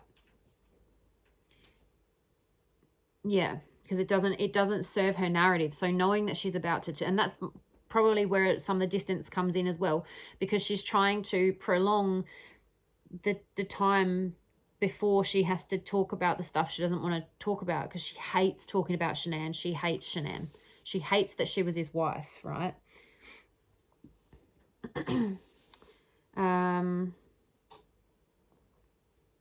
Note the language, minimizing language. He mentioned his significant other. He did not tell her about his wife, right? We went through that before. This is minimizing the significance of both the information and the relationship. Told is a very authoritative, like commanding. It's very,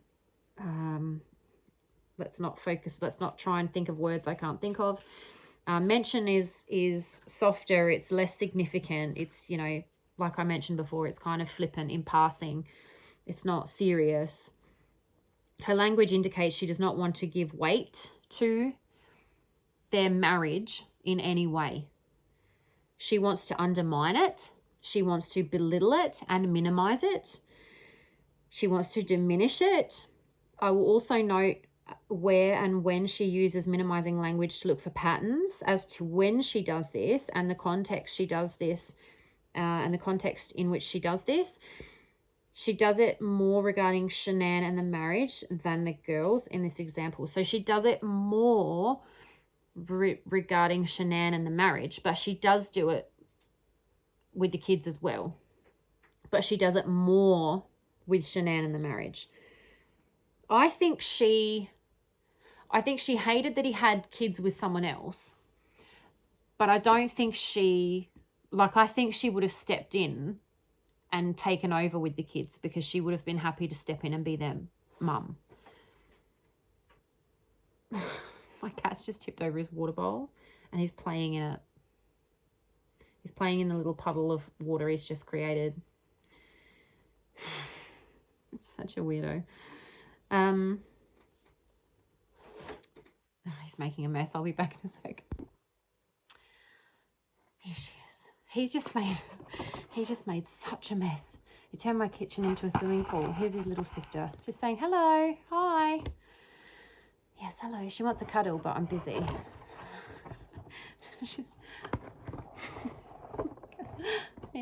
Yep, awesome. Thanks for stopping by. Thank you for helping. Yes, you're very photogenic. Go and eat a bicky. Go on, go and eat a bicky. Okay, so why don't you go and sit over there? Say hello to everybody. Hello.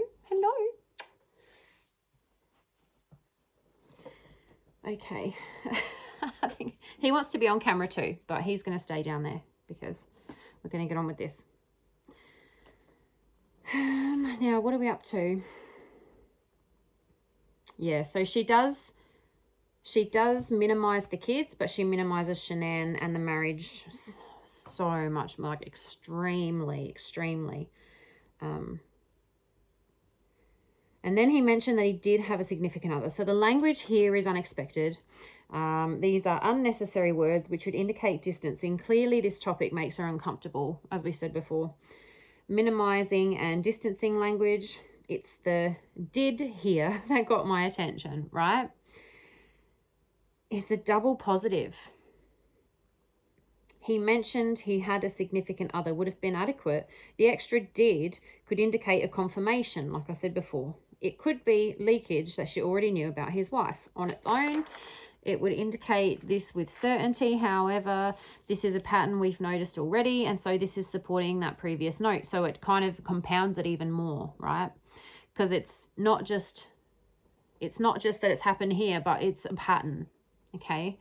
That we've noticed things that indicate that prior knowledge, okay? It also is in the past tense, which contextually is acceptable here, as she's referring to an incident or situation that happened in the past, and looking back, it would be in past tense. However, it's past, but also present, did have, which I think is called past perfect. So it's not expected, because past, he had, would be past tense, right? Did have. It is still in past tense, but it's not what we would want to see, okay? Because of the law of economy. And also, it's not really experiential memory. It's not really true past tense. So it's sensitive. So we would note that, would flag it. So the double confirmation or positive stands out here to me. She could have known that he had a wife. However, he wasn't wearing a wedding ring. So when he mentioned his significant other, that did confirm he had a partner. But no, I don't believe that.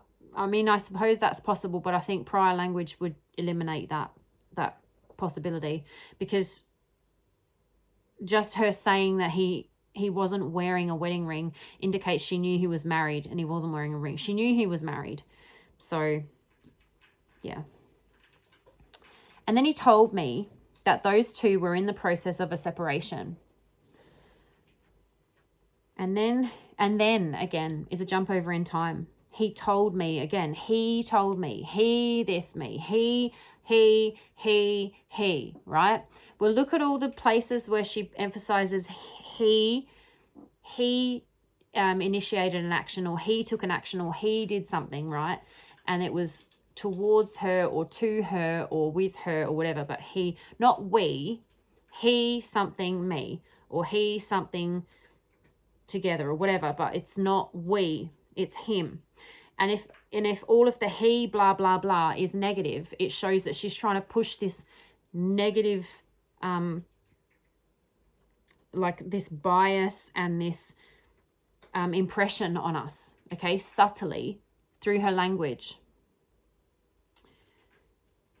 And then whenever she mentioned herself first, we'll note that and see if that is something that's positive. That's just to make her look a certain way, right?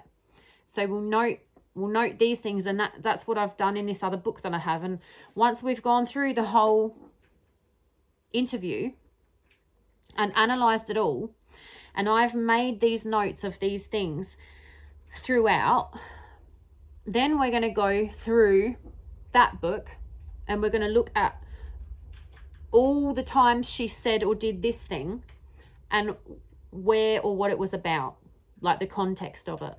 And so we're going through it like this, and then we can zoom in on all of the red flags, and that's what I do know. And, you know, when and where she does certain things, and have a look at it, and we'll be able to focus in on it and get a clearer picture of why she's doing it and what she's doing it for. Or if she only does it in certain circumstances, if she only does it in about certain topics, that sort of thing. And then he told me that those two were in the process of a separation. My God. Those two.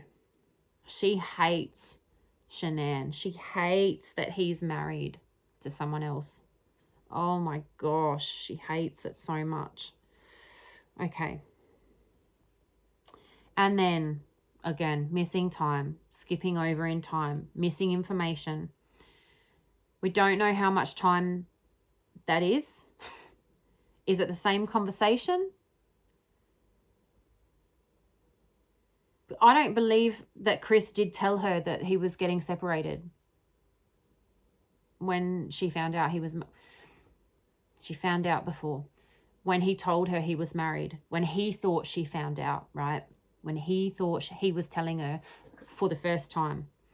I don't think he did tell her that they were in the process of a separation. And I believe this will come out in language as we go, okay? because she does contradict herself a lot, right? A lot. I've got a note up here, right? It's not quite 5 minutes into the analysis here. So we're roughly 5 minutes in, and I've done, well, this will shortly be 2 hours, and then we've done already an hour, and I think an hour and a half. So we'll be 5 hours of analysis on 5 minutes of interview. Now, can you see how long this is going to take? Can you see how long this is taking me to actually analyze? And then when we do the videos, so this is going to be multi-parts, right? This is going to be many parts, this interview. And we're just going to work our way through it from beginning to end. Then we're going to do interview number 2. Then we're going to do our phone interviews. Then we're going to do, I am going to do her cousin. I want to analyze that too. We are going to do Chris after that. And then we can also do other interviews relating to this case, such as work colleagues, Nicole, Atkinson, stuff like that. And we can do other things. There are other cases I want to analyze as well. But this is going to take a long time. And I think this is going to be very interesting, and it's going to be worthwhile. Putting the time into this is going to be worthwhile. And then again, so she's skipping over a lot of this conversation. She's skipping over a lot of what happened here, man, when she's finding out about his kids and his wife. Finding out about his kids and his wife. I just did air quotes if you're listening and not watching, because she obviously knew about them before. Way before. And then he told me they were in the process of a separation. Sorry, not they. Those two. How much more distancing can you get? There was something in between those things. So there's missing and then withheld information there. Here we have the authoritative, more definite, more blunt, more whatever, told me they were in the process of a separation. He didn't mention. And then he told me. I don't believe he did tell her that. I don't believe her.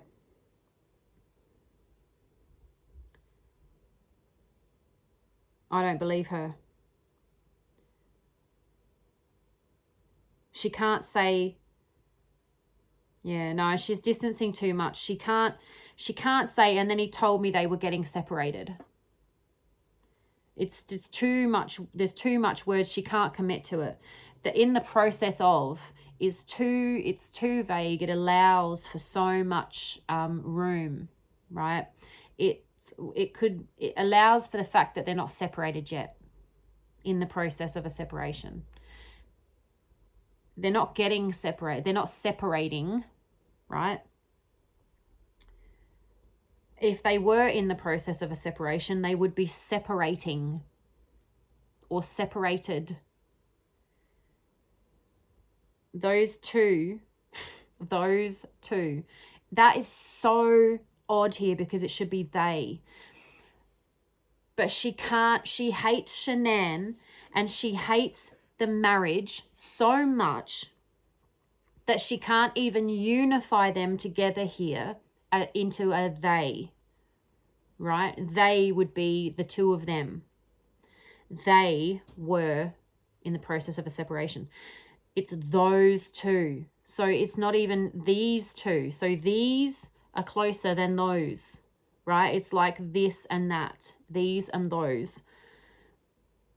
Those two. Two what? Just two. Two people. That how much more impersonal can you get than those two? It's distanced to the max. There's no way. I can't think.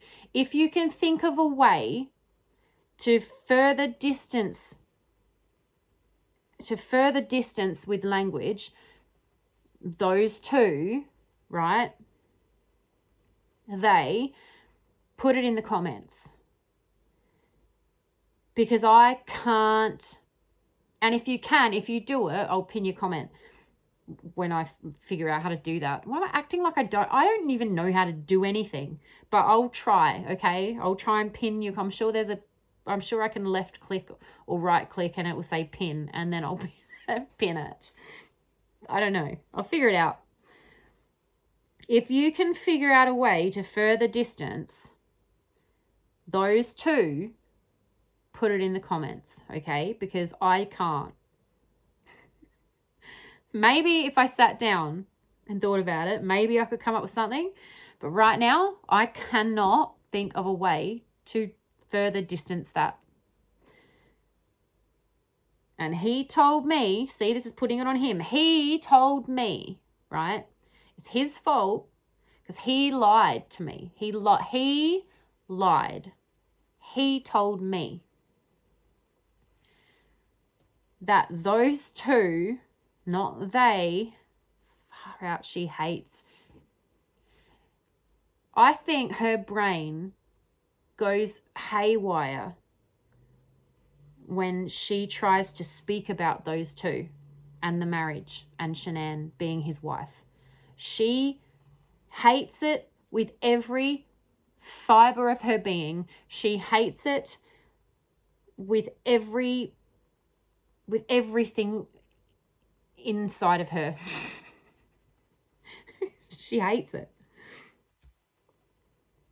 We're in the process of a separation. So it's in past tense, but I don't believe her. I think that's a flat out lie. And flat out lies are uncommon because the brain doesn't like to lie. And also if it's verifiable, then if you get caught in a lie, then you've pretty much just screwed yourself.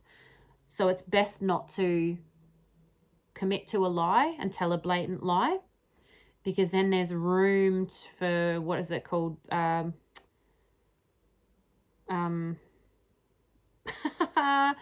Deniability, whatever that term is. Reasonable deniability. I don't know. There's a term. We're not gonna dwell on it. Because we're not gonna do that here. Oh, man. Oh my gosh. Okay. So a few things to unpack, right? It seems that when talking about the marriage and relationship, and I've got asterisks here, right, which she has not yet acknowledged.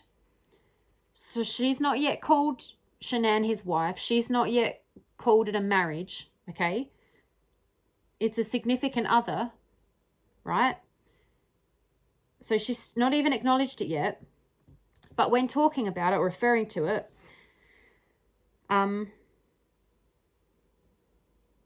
she's happy to mention it in a negative, like in a negative way. Like process of a separation, significant other. She's happy to use strong and authoritative language. So he told me. So he mentioned, let me just explain that. So when she's referring to it in a negative way, she's happy to use the stronger language, right? But when she's not referring to it in a negative way and referring to it as what it is, I mean, she isn't. She's still minimizing it. But while referring to the fact that he has a significant other, which she doesn't want to acknowledge, doesn't want to even think about it, she's using weaker language, like mentioned. So he mentioned his significant other, and then he told me they're in the process of separation. Does that make sense? So when she's mentioning them breaking up, she can say he told me. But when she's mentioning them together, it's mentioned.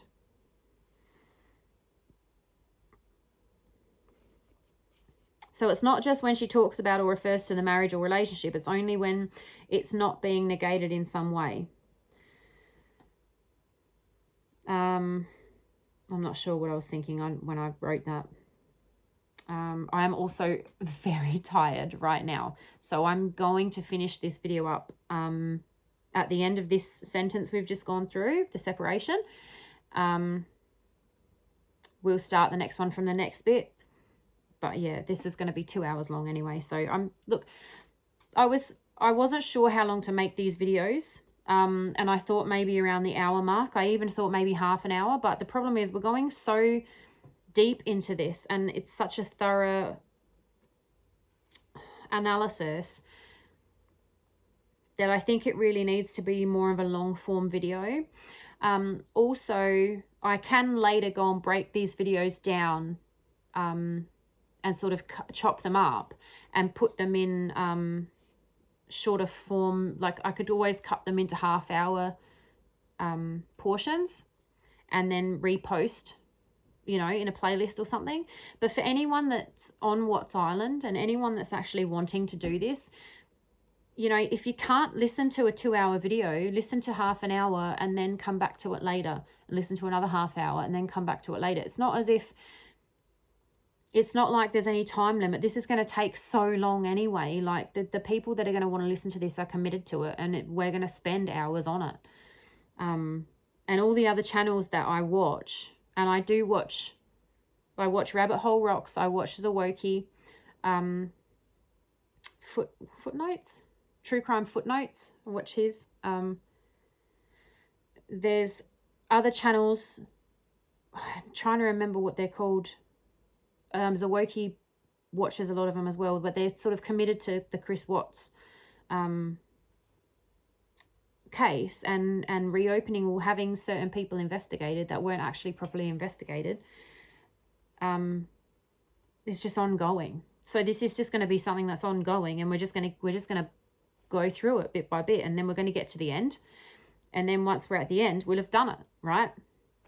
It's not something that people are going to watch like a half-hour video for entertainment. That's not what this is. So I think doing them in 2-hour increments is going to be okay. If that's no good, put it in the comments. But like I said, you don't have to watch the whole video in one hit. You can watch a bit and come back to it. When I set up a playlist, you can just go through the playlist and just listen and then do what you need to do. Don't, you know, it's not as if you have to commit to this when it's uploaded and when it's posted. You can come to it whenever you have the time, okay? And it's going to be worthwhile. Like, I said like again. I have taken notice of that. I'm trying not to say it because it is part of my vocabulary a lot. More than I would like to admit now that I've listened to Nichol Kessinger hundreds and hundreds of times. I'm embarrassed about my own bad habit, but that's okay. So we'll just carry on. Where did we get to? Yeah, so mentioned it, continue to look for a pattern. So it's not just when she talks about or refers to the marriage or relationship. It's only when it's not being negated in some way. Oh, okay, the negativity. It's not just in general when she's referring to it. It's only when she's referring to it in a non-negative way. Like when she's referring to it in a negative way, like that they're getting separated or divorced or things are falling apart, or when she's talking badly about Shanann, then she's happy to talk about it, right? And she doesn't need to use the negative language. She can use the stronger language. Only when she's talking about it in the negative, if that makes sense. That's what I meant when I said that. Yeah, so when talking about it in the context of a separation, she's fine to use told me. But when he was informing her of his relationship, he mentioned it. We'll note this to continue to look for a pattern. Those two is extreme distancing, as extreme as you can get, I think, in that, for that term.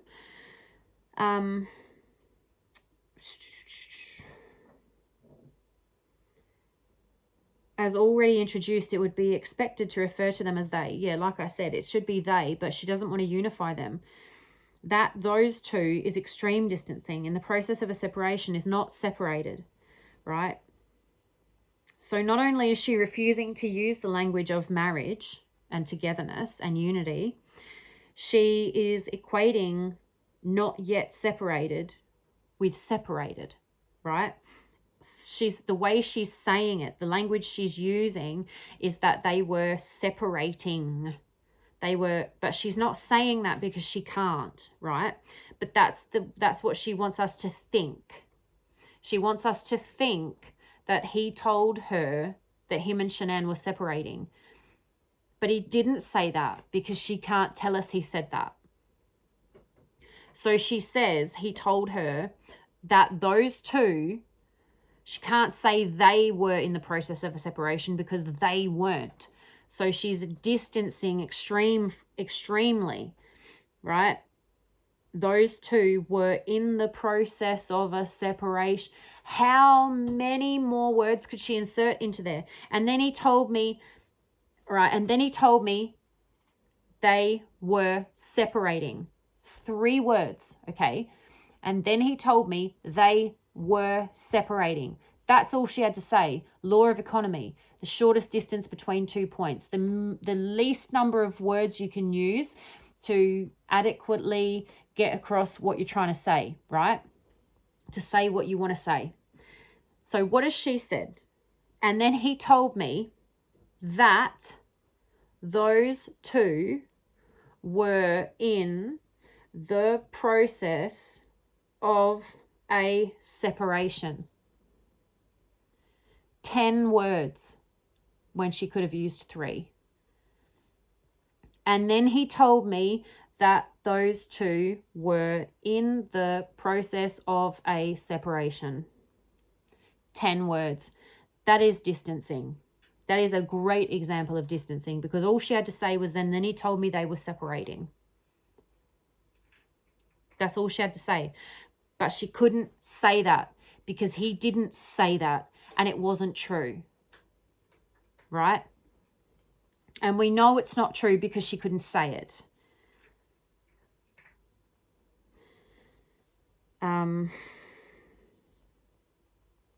Okay, so those two is extreme distancing. It would be more expected to say they. In the process of a separation is not separated, so she's conflating or trying to equalize. I don't know if that's a word. Equalize. I like it. She's trying to equalize in the process of a separation and separating. And they're not the same. In the process of a separation and separating are not the same. I know that it kind of sounds like it is the same, and that's why these people say it, because it kind of sounds like the same thing. Because if you're separating, you're in the process of a separation, right? But if you're in the process of a separation, you're not separating. I don't know how to explain to you that that's not the same thing. If you know, you know, right? If you get it, you get it. If you get it, please tell me you get it. Tell me you get it in the comments because we get it. Us language people, us the ones that are fascinated by this and obsessed with this, we get it, right? It's not the same. Those two, right, where are we? In the process of a separation is a long-winded way of saying married. Oh, I crack myself up. Sometimes I read back through my notes and I'm like, yeah, that's a good way to say that, because when I'm going back through it, I can't remember what I've said in what I've written down here. I'm sort of reanalyzing it as I go. And then I've got here, in the process of a separation is a long-winded way of saying married.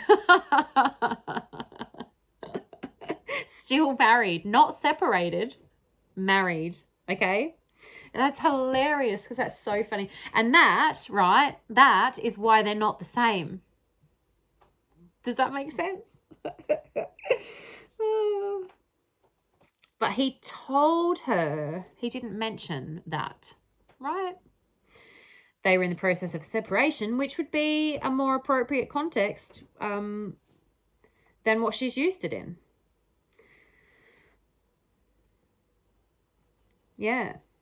Okay, so we're at 2 hours and 4 minutes. Is that where I said it last time? That's creepy. So let's leave it here for this video. Yeah, good. That was a good one. I think it starts to get, and the thing is, right, I'm only probably like where I've actually analysed up to in my notes. I started taking note of the time just every so often. I'd write the time down so I knew where I was in the interview, like how far in we are. Let me see if I can find one here. Oh, I haven't done one in a while. I haven't done one in a little while. 30.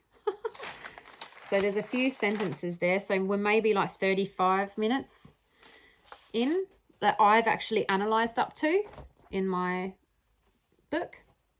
35 minutes into what is it, 2.5 hours, 3-hour interview. And currently we're approximately 5 minutes in.